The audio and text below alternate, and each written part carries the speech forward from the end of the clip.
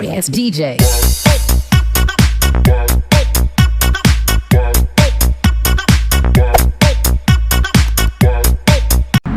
Share tag idea, return to the customer, wala pa nag 1 month. Upon checking all the lead driver, all the components and lead strip, good man pod. Upon using the lead tester, good man pod, napay D-light, warm white, pero katong lead driver wala, floated na jud ang mga electrical components. Nakita na ko upon backlash the lead driver, buto ng resistor, napiktahan pa jud ang IC transistor, which is pagbuto sa resistor nga, which is 2.7 ohms o 2,700 kilo ohms, napiktahan ng IC transistor. So ang troubleshoot is basta wala na jud dinhi sa mopulo ang current, labi nag isaksak dili na mopulo ang current into DC output kay direct current man yung mga lead strip. So change lead driver. Even though nakoy mga pisa para i-replace tong resistor, pero wala man koy heat pump para i-change tong IC transistor.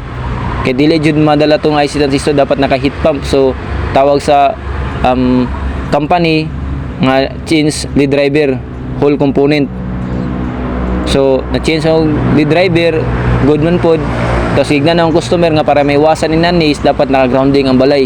Labi na sa mga missing current o nunas kidlat-kidlat, igo gid ang mga electrical components o mga pisa, transistor, capacitor, IC transistor, IG55, even siya daghan kay sinasulod aning lead driver. Yun si customer, sige, para maiwasan na ni din kadto dayon isang overuse.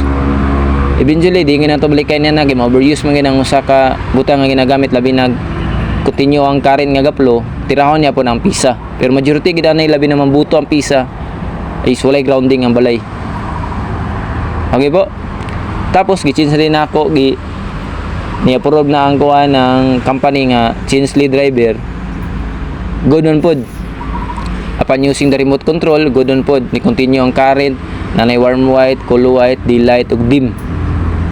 So si customer is na satisfaction nga okay na day mo yung mga nanay day. Ana lang nag-share lang ko ni customer nga dapat na mo grounding sa inyong balay, labi na yung mga kidlat-kidlat, para mawasan kung walay grounding is i-off gid ang switch para walay mo continue nga current. Tapos sa pag-use is dapat minimal na po, dili na to mapugos ang customer ana. As long as na warranty, good. Kanalang go, as you can see. Kung ano yung finished product go, yung kita lang ninyo. Yan, share lang ko ito mga basic kahibalo good. Di ba na itong certified technician, pero natay kahibalo gamay sa electronics nga ma-share po nato sa uban. God bless us all.